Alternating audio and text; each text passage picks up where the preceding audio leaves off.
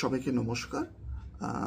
প্রত্যেককে শুভ গণেশ উৎসব বলে এই ভিডিওটা শুরু করলাম। দেখুন, আমি এর আগে একটা ভিডিও বানিয়েছিলাম 2026 সালের পশ্চিমবঙ্গে বিধানসভা নির্বাচনে কোন কোন দল কতগুলো সিট পেতে চলেছে, যেখানে আমি প্রেডিক্ট করেছিলাম বিজেপি 80টা অ্যারাউন্ড প্লাস মাইনাস 5টা সিট পেতে চলেছে।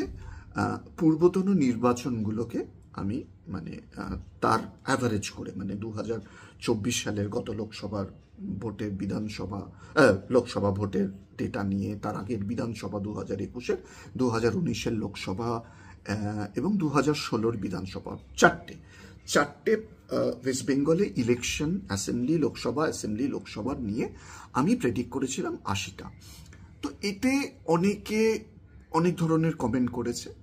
আমি প্রথমে একটা কথা বলে রাখি যে আমার অ্যানালিসিস সেটা নিরপেক্ষ, কিন্তু আমার রাজনৈতিক বোধ নিরপেক্ষ নয়।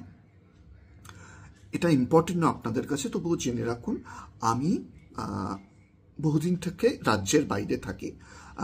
34 বছরের বামপন্থা তো আমাদেরকে আইটি লেবার করে রাজ্যের বাইরে নিক্ষেপ করতে সমর্থন সফল হয়েছে।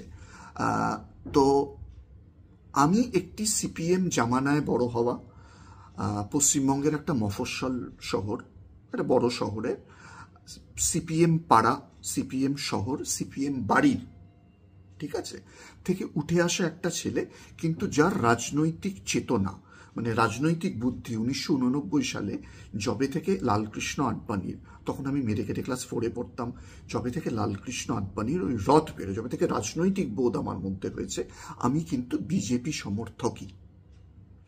এটা মনে হলে কেউ যদি ভিডিও আমার কথা শুনতে চান শুনবেন, না মনে হলে শুনবেন না।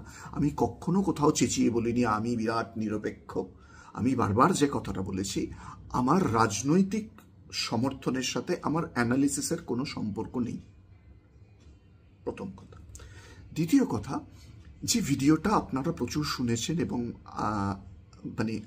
আমি তো এই নতুন শুরু করেছি, সেই অনুযায়ী যথেষ্ট সাড়া ফেলেছে বা ভাইরাল হয়েছে, যেটাকে বলা হয়।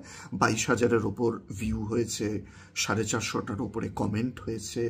এবং আমি যদি এই কমেন্টগুলোকে 3টে ক্যাটাগরিতে ভাগ করি, একটা ক্যাটাগরি যারা আমার অ্যানালিসিসের সাথে সহমত এবং যারা মনে করে যে হ্যাঁ 2026 সালের নির্বাচনে বিজেপি ভালো ফল করবে, 80টা না 70টা না 100টা সেটা তারা হতে পারছে, এবং যারা আমার এই অ্যানালিসিসটাকে সাধু